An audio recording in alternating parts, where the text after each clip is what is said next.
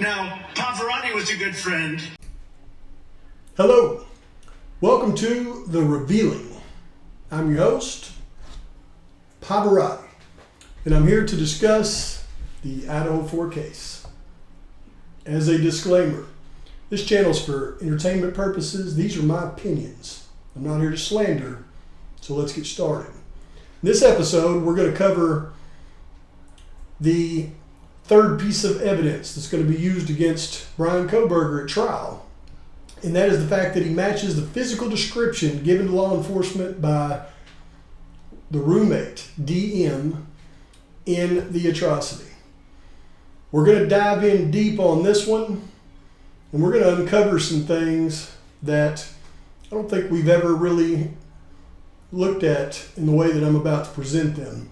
I must issue one of those trigger warnings in this one though, because as I put this video together, this one's taken me a little bit.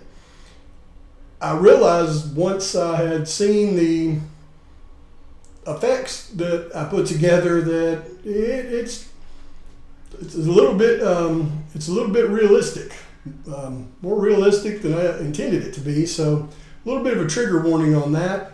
You may see some images that you find disturbing. Obviously, I'm not going to show anything, as far as somebody getting hurt or something like that. Just there's some images in here that are a little haunting. But with that being said, let's get into it, because before we really deep dive into the specifics, we've got to be able to truly understand, what was said. And the only two pieces of evidence that I know of that we can truly go by is the information put in the PCA by law enforcement, and the only other credible evidence I think that we can rely on are those Steve G texts. And I don't say it's credible because they were put out by Steve G. I say it's credible because this is information, when you read those texts, that he actually gained this information from a couple of the grand jury members somehow. And they watched both of the roommates' testimony in that grand jury hearing, and they wouldn't put in their case that he matches the description of the assailant by DM if DM wasn't going to be called as a witness against Bryan Kohberger at trial. They can't do that because it is a constitutional right that you have the opportunity to confront your witnesses at trial. Anybody that testifies against you, they have to do it at trial, because you get to confront your witnesses against you. That's in the Constitution. There's no way around that one. So if they're going to use his physical description matching a statement that was given, you can bet she's going to testify.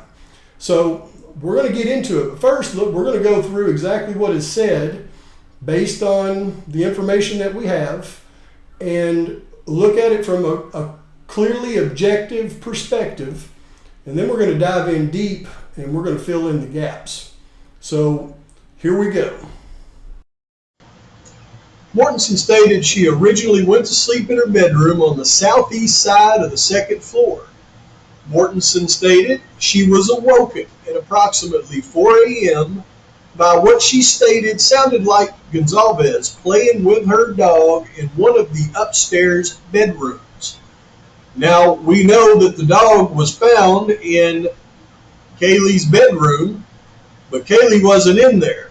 So at this time, we can assume that DM knows what the sound is like when Kaylee plays with her dog in her bedroom, and that's what she heard. So at this point at 4 a.m., Kaylee is awake and DM is awake.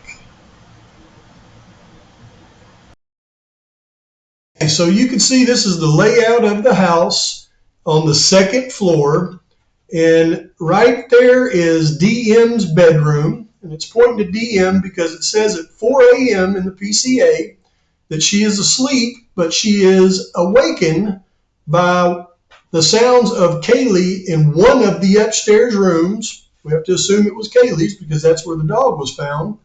And she hears Kaylee playing with her dog. So now it's 4 a.m. We know that DM's awake, and now we know that Kaylee's awake. Now here we see the third floor, and the bedroom to the right, you can see that would have been where Kaylee would be in there playing with her dog, as DM suggested that she heard. And again, this is 4 a.m. We have to assume that Maddie is asleep in the other bedroom at this time. Now we insert the statements from the Steve G text, along with a clip from the PCA to back up the fact that Steve G texts are accurate. And it says they have a full phone dump of both girls' phones, meaning DM and BF. They talked the whole time the ship was going down by texts. And that backs up the statement of the PCA that they determined the time of the atrocity based on text between the two roommates. That means at 4 a.m., when DM was awakened by Kaylee playing with her dog, she probably immediately texted BF and said, "I can't believe she's playing with her dog. She just woke me up at 4 a.m. or something to that effect, we have to assume. So now we know BF on the first floor right here is awake as well. Then the PCA goes on to read, a short time later, Mortensen said she heard who she thought was Gonzalez say something to the effect of, "There's someone here." A review of records obtained from a forensic download of Kernodle's phone showed this could have also been Kernodle, as her cellular phone indicated she was likely awake and using the TikTok app at approximately 4:12. However, I believe that's law enforcement trying to justify Kernodle being awake, where DM would absolutely be able to identify Kaylee's voice when she hears her say, "There's someone here." So let's look at what that means. That means based on the way that everything was found, with the dog in Kaylee's room by itself and Kaylee and Maddie both in the other room, and Kaylee obviously not yelling to the dog, "There's someone here," that means Kaylee left the dog in the room, shut the door, went to Maddie's room, woke Maddie up and told her, "There's someone here." And DM heard her tell Maddie that because she's in the room directly underneath her. So folks, now Maddie is awake as well. Now the PCA states that Mortensen said she looked out of her bedroom but did not see anything when she heard the comment about someone being in the house. So this is the first time she looks out her bedroom. So here she is. Is this 4:12 a.m. the first time she looks out her bedroom to see what's going on when she hears "there's someone here"? Does she immediately go back in her bedroom and text BF on the first floor and say, "I heard Kaylee say there's someone here"? Remember, law enforcement has stated that Kaylee's awake at this time, Xana's awake at this time on TikTok. So we can assume that Ethan's awake as well, probably eating some DoorDash. Then the PCA states that Mortensen stated she opened her door a second time when she heard what she thought was crying coming from Kernodle's room. So she had just heard Kaylee say "there's someone here." Now she's hearing Xana crying in her room. I imagine she's smart enough to put two and two together at this point. So once again, here's DM opening her door, looking out. Now she's looking towards Xana's room because she hears Xana crying. But she doesn't walk out of her room and go and check on Xana, probably because she heard Kaylee say "there's someone here" and she doesn't know what's going on.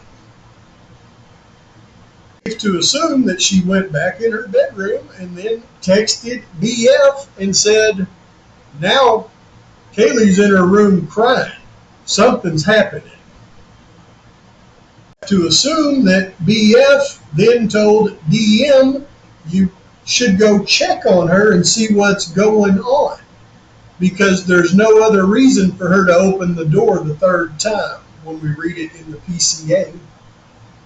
It says Mortensen stated she opened her door for the third time after she heard the crying, and no, she opened her door for the second time after she heard the crying. So going to the door the third time could have only been at direction from her text with BF. And this time, she saw a figure clad in black clothing and a mask that covered the person's mouth and nose walking towards her, and Morton described the figure. We'll cover that in a minute. But here is what she would have seen. The assailant walking past her right directly in her face. Now this is the view of DM's bedroom door, dark, at night, and I want you to notice something very important. That door is what's called a left swing door, which means you grab the door handle with your left hand and open it and pull it into your left when you open it. Because it's a left swing door, she can't crack the door and look out to the right. She has to literally stick her head out past the door frame to see to the right of that room. Now this is the vantage point of the perpetrator as he comes from Xana's room to walk past the door right there that DM has her head sticking out of to make a right, go through the kitchen and out the back sliding door. As you can see, he would have to walk within inches of DM, and because her door is an in-swing door, she would have her head out past that door frame into the hallway for him to see clearly. So this is what the perpetrator would have seen looking down the hall, right there face to face within inches of each other. This is what she would have seen exactly, just a few feet away, peeking around the door frame of that door that third time.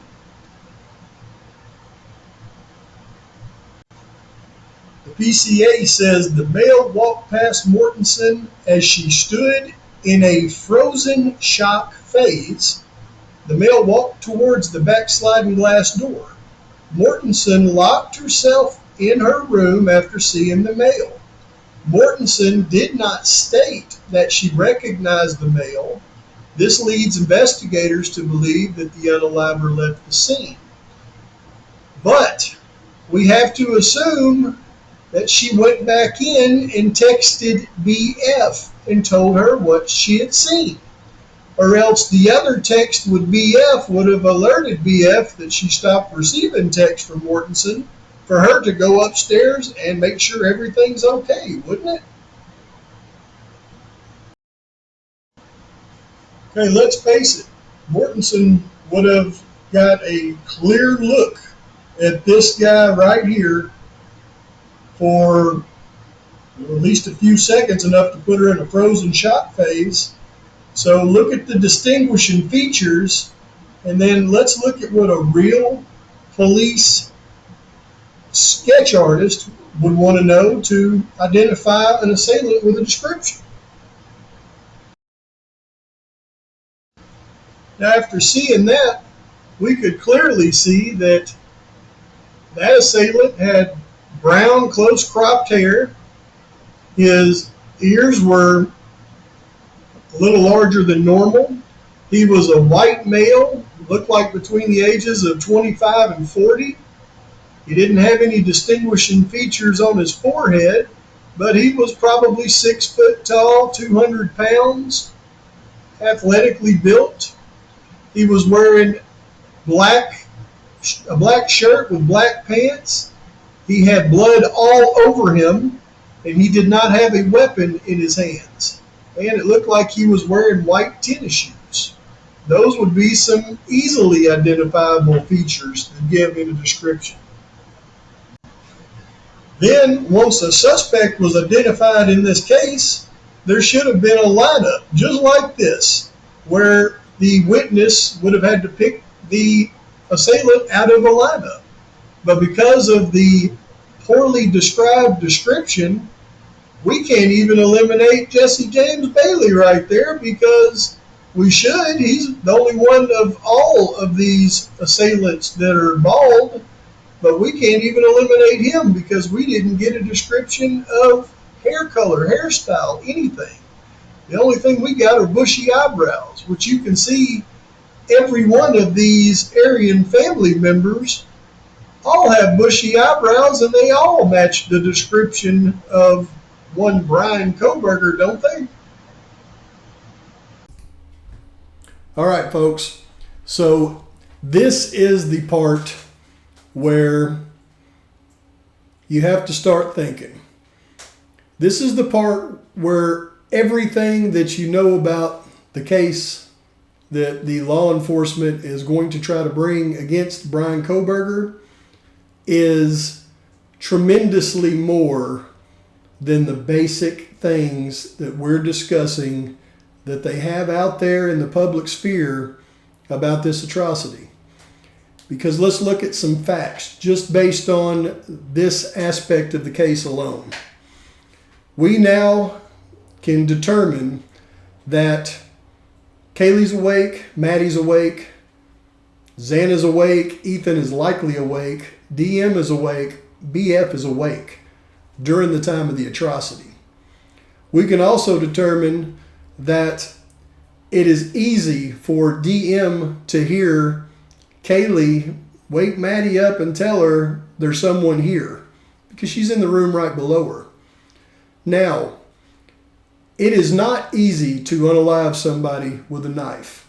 I watched a video of Unfiltered Lucky's the other day, and he was talking about the Travis Jewton crime. And it was a similar crime in the fact that somebody went in their house at approximately 3 or 4 a.m.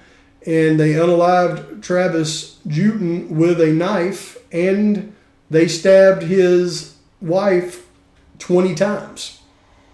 Here's the thing. His wife wasn't killed. She lived. She was stabbed 20 times and she lived. It is very difficult to actually unalive somebody with a knife unless you have done it many times and you know exactly what you're doing. But let's think about it in this aspect now that we know everybody's awake and things are easily heard in this house. Now we have supposedly one assailant going into a room with two females that are awake and unaliving them with a knife in a way that doesn't alert the roommate directly below them. Now, this could have been possible, certainly not probable, but it could have been possible if they were both, inebriated and passed out. But now that we know that they're awake, it is impossible. This would be a very loud and it would be indistinguishable what was going on up there. And if it was indistinguishable and DM, just by seeing the assailant, went into a frozen shock phase that disabled her to be able to dial 911 until noon the next day because of that, it doesn't add up considering the fact that she is so brave that she clearly hears people being unalived in the room above her. And she walks over to her door and opens it and sticks her head out to investigate the unaliving, I guess. So she is that brave, yet when she sees somebody, she goes into a frozen shock phase? I don't think so. I don't believe anybody would believe that at this point. Then the assailant goes down the stairs, past DM's room. I mean, literally has to almost open the door and go in and out to get past the room. And then walk all the way to the other side of the house. And then he unalives two more awake individuals. One of them is a 6'4" male. And DM only hears one of them crying. No, she hears some horrific sounds. But yet she is still so brave. Now she's hearing her other two roommates being unalived, and she's going to open the door again to investigate. This girl is brave. You don't put her in a frozen shock phase very easily, I assure you. And then, for no reason whatsoever, she opens the door again to investigate. And that's where she sees an assailant. And this assailant is undoubtedly covered from head to toe in blood. She gets a clear look at him. And then she shuts her door, goes into a frozen shock phase. Yet, the roommate directly below her that she has been texting the entire time, in this frozen shock phase, she doesn't go in and text her one more time and say, I just seen a guy that's totally bloody, and obviously all of our roommates have been unalived by him. We're in trouble. I'm going to go back to sleep because I'm in a frozen shock phase. And then the roommate on the bottom floor just goes, oh, okay, well, just you telling me that puts me in a frozen shock phase, so I better go back to sleep as well. See, none of that actually works. And once you know this, then you can start putting some pieces to this puzzle together. There is no way one person went into the room upstairs, unalived two awake individuals, and then didn't alert anybody in the house, went downstairs, unalived two other awake individuals, and the only sound anybody heard was one of them crying a little bit and a voice that they didn't recognize saying, it's okay, I'm going to help you. And then they walked directly face to face with a witness and I guess wink and smile at them and keep on walking casually out the door. See, that doesn't happen.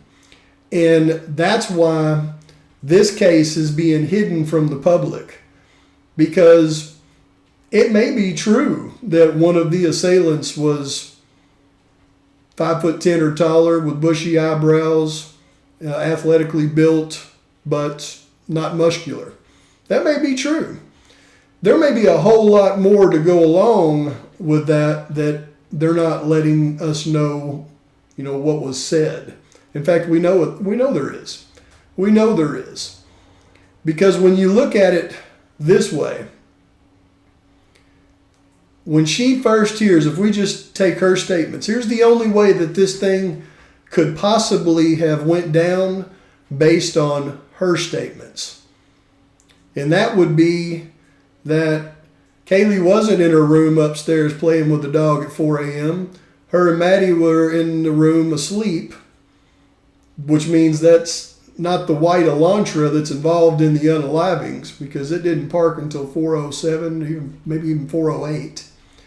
But that would mean that more than likely two assailants took that ladder on the side of the house, set it up to the back deck, climbed up, or just straight up jumped, grabbed it, and pulled themselves up. But they went up to the back deck and they went into that room on the third floor where the dog was. And her hearing somebody playing with the dog was them probably just pushing the dog to the side and making sure he didn't get out the door as they went out. And then two of them went directly over into that room, and two of them unalived the two young ladies in a very quick manner, because they're very good at what they do and they can do it in a quick, quiet manner. And at the probably same time, two other individuals went in through the back door, went around to the other targeted room and did the same thing. That would be the only way any of this would actually make sense from the roommate's perspective. And then the roommate caught a glimpse of maybe just the last one walking out, and because of some unknown reason, they had a reason not to unalive DM. That's the only thing that could make sense based on their statements. But that's how you know that their statements, they aren't meant to make sense. Not at this time. There's a lot more to this case that we don't know about, that the law enforcement are pushing. I happen to believe that they're incorrect in what they've come to the final conclusion to be. But we still have not heard what the real case that they're going to try against Bryan Kohberger is. But let's say on the very slim chance that the prosecution's actually going to hide all of the real evidence so that it doesn't get out there, and they're going to go straight to trial based on just the circumstantial evidence alone and try to hide the rest, then the description that DM gave law enforcement and the fact that the suspect Bryan Kohberger matches that description will again be ruled inadmissible in court due to the fact that proper police procedures weren't followed with the assailant not being chosen out of a lineup. Folks, please like and subscribe to the channel. I know I went through a lot on this one. We know that this part of the entire story doesn't work. And there are other parts to this story that doesn't work either. But we will continue to pick them apart right up until the time that this thing goes to trial. And hopefully by that time we'll have enough people out there questioning the real reasons that this thing is even going to trial like this, and hopefully get a little bit of justice for the family, the victims, the wrongfully accused. But my main goal has always been to force the truth of everything out into the open. They cannot hide things from the citizens in this country, whether it's the local, county, city, state, federal. Hiding things from the public, keeping secrets is never good for the public. It's only good for the ones who keep the secrets. Please like and subscribe to the channel. Post your comments, thoughts, criticisms. Until next time, Pavarotti's out.